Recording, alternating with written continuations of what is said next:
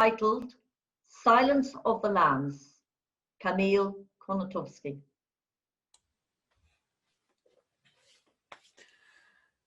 Madam Contest Chair, fellow Toastmasters, and a very welcome guest. Today, I would like to talk to you about the one time in my life, well, so far, where I was incarcerated for the crimes against my fellow man. And I can still remember having to put on the prison jumpsuit. I still remember the feeling of them actually putting a black hood over my head, cuffing my hands and chaining me to my fellow inmates, and then leading us through what I assumed were dark and foreboding corridors. I couldn't see anything. And after they slammed the doors to the cell, the first thing I did was rip off my hood, look around wildly, and then take the hood of my fellow inmate.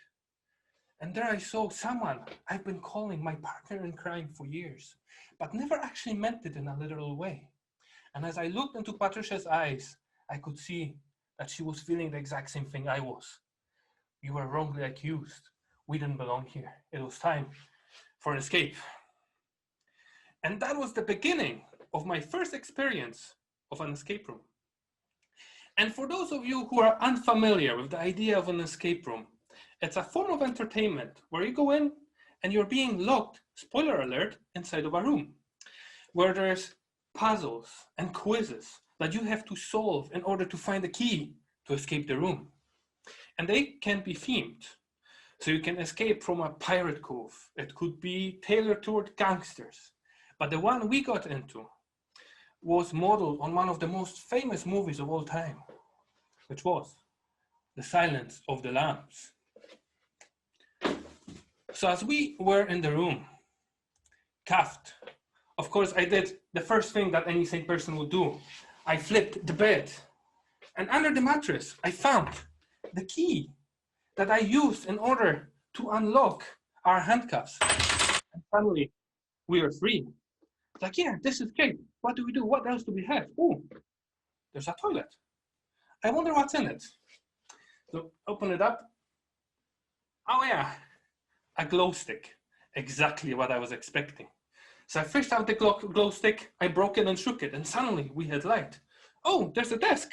I wonder what's underneath it. Ah, okay, there's nothing underneath the desk.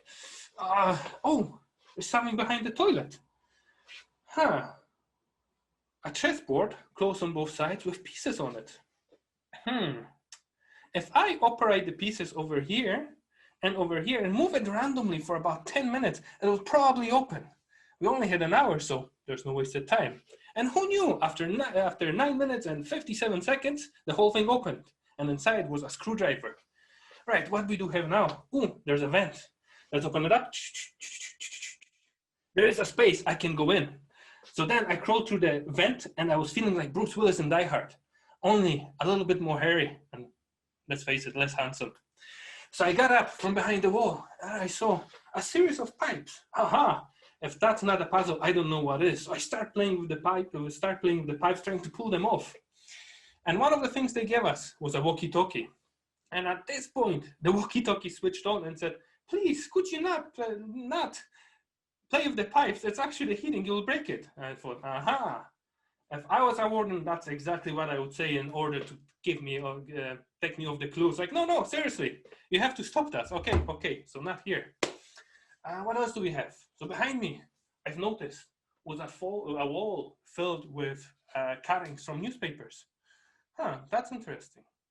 What I didn't know that in the meantime, on the other side of the wall, Patricia found a button on the wall.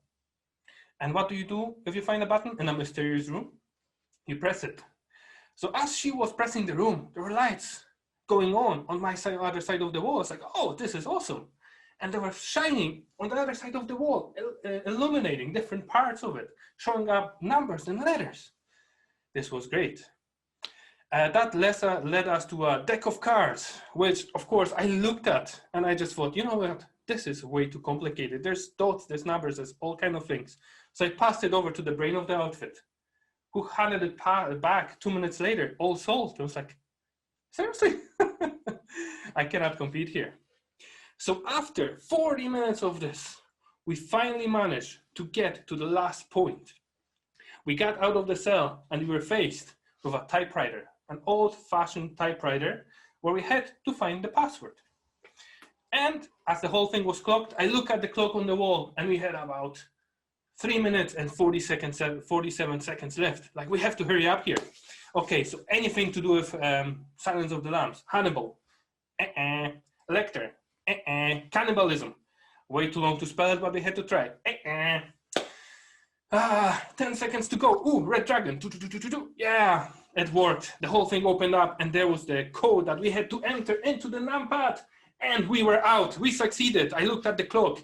Minus 2 minutes and 30 seconds. Well, I felt like I succeeded anyway. After which we got out. And fellow Toastmasters, I have to say, it was one of the more fun experiences in my life. And once again, it was a situation that I found myself into only because I stepped outside of my comfort zone and tried something new. And every time I step outside of my comfort zone, I find that it's really, really worth it. There is something on the other side of that wall. But sadly, I have to say that in the end, they did catch me and I was summarily executed by electrocution. And Patricia seems strangely happy about it. Madam Contest Chair.